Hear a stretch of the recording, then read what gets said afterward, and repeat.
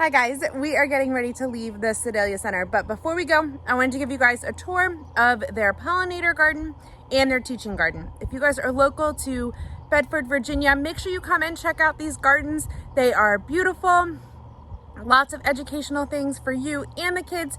And if you have some extra time, consider volunteering.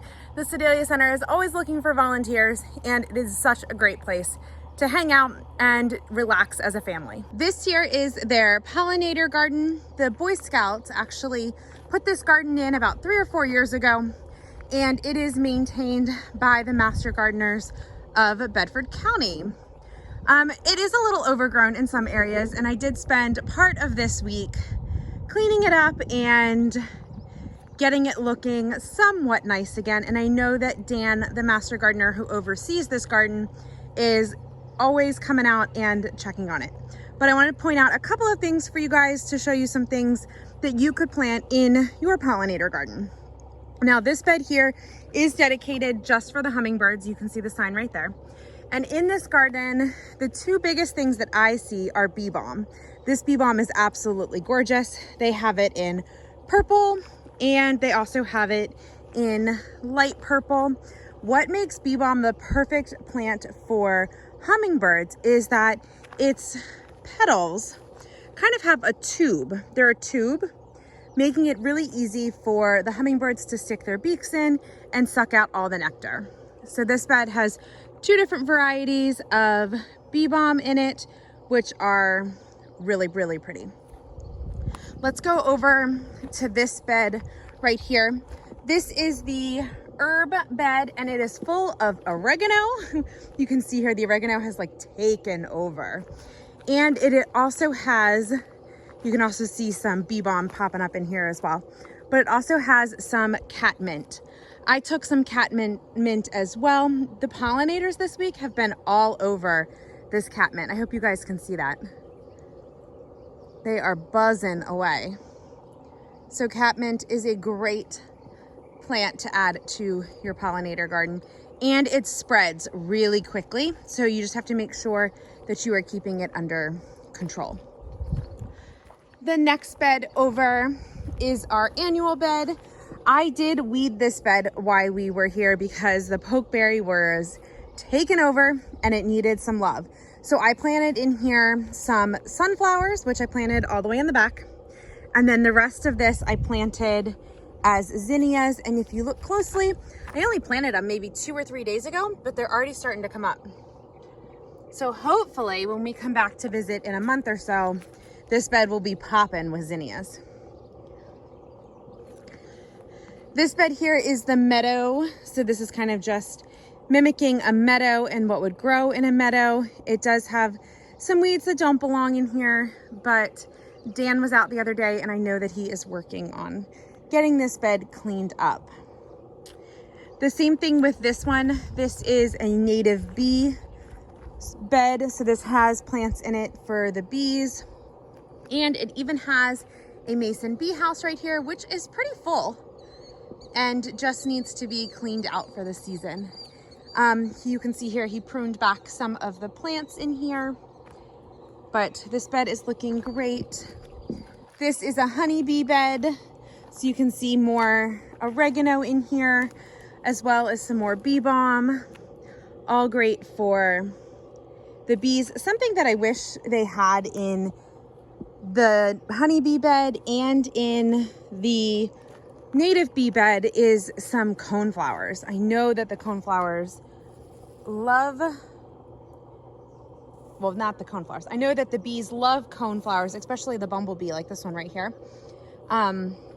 Maybe I will bring some down for them when we come down in a couple of weeks. Then we come over one more bed. This is the butterfly bed. So this is meant to be for just any type of butterfly. And they have lots growing in here, have some more catmint. This bed is pretty tall. I did clean this one as well. It was kind of taken over the walkway. I did not take any of this time around, but I think next time, I'm not sure what it is. I have to do some research and figure out what this plant is right here. If you guys know what it is, let me know in the comments below. I definitely want to include it in our pollinator garden. right, and we're gonna hop over one more bed, which just so happens to be my favorite bed, and you guys can see why.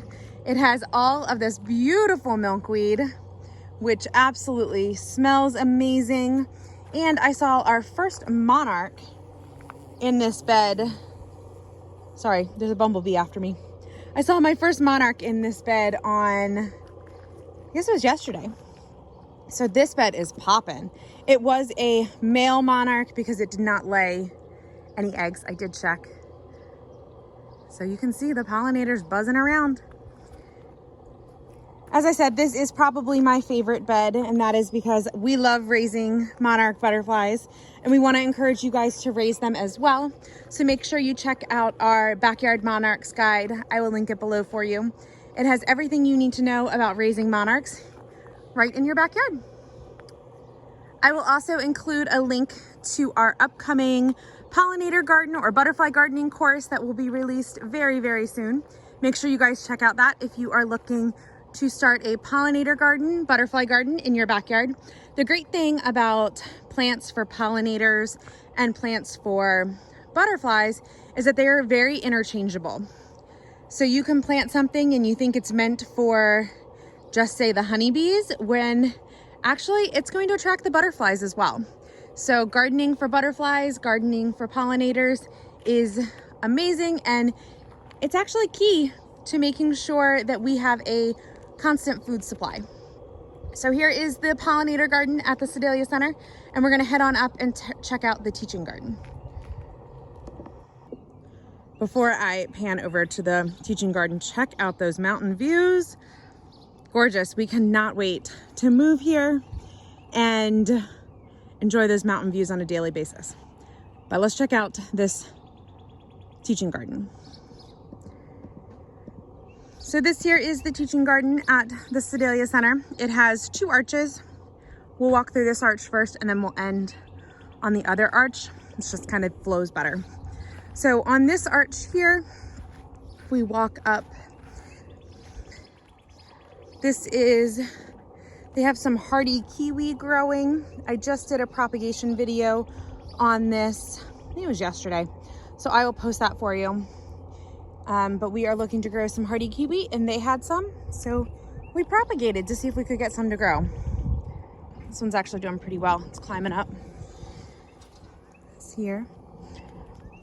On the front side of this garden, and you can start to see it like right here, are berry bushes. They are raspberries. You can see another one right there. They're getting pretty ripe.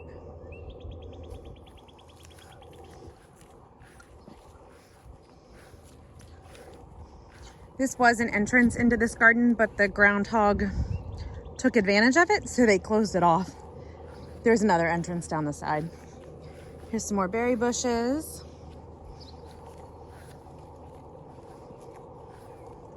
These will be ripe very soon.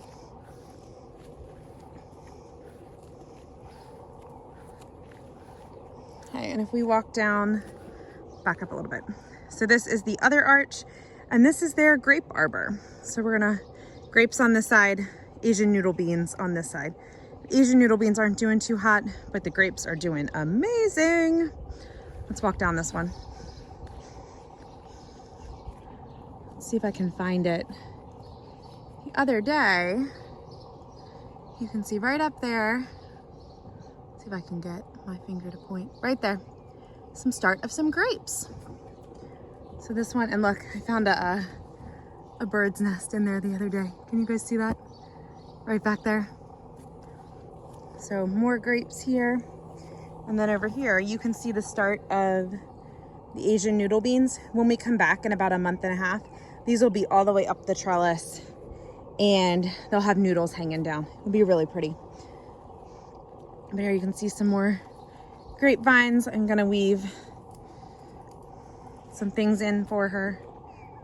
This garden is maintained by Doris McCabe. This is one of her babies here at the Sedalia Center, and she absolutely loves it and it's doing great. I've also learned so much from her, so cannot be more thankful. You can have a Asian noodle bean here on the ground. but that's okay. This grape doesn't seem to be doing too hot. So hopefully. All right, here is the gate we're gonna go in. So as you walk in this, they do have somewhat of a little path going. This garden is fairly new, so they are still trying to establish some paths. But you can see right here, you have some bok choy. This stuff is bolted, but there are still some good patches. Like there's a good one right there. So if you're local and you need bok choy, come get some. There's also some spinach right here if you need some spinach, and oak leaf. It's all really pretty. Couple pepper plants in here, and the radishes. Look at that radish. I think that's a carrot too, but all doing good. This garden last year was known for its cantaloupe and watermelon, which you can see has reseeded itself here and in here. So there will definitely be some more cantaloupe and watermelon in the fall. I'm gonna walk down this path right here. This does lead to another gate, which is not opened right now, but they have a few tomato plants going as well, and another cantaloupe or watermelon. There's that one there too. And then Whippledale, which is a nursery down the street, donated all of these pretty flowers.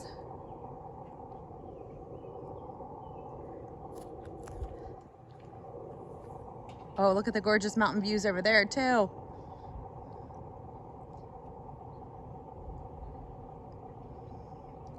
So this is the teaching garden here at the Sedalia Center. If you are local, please consider coming to check it out. It is a great project and a great learning opportunity, especially if you are just getting into gardening and you kind of want to try out your skills before you, or learn some new skills before you dive right in. This would be a great place to do it.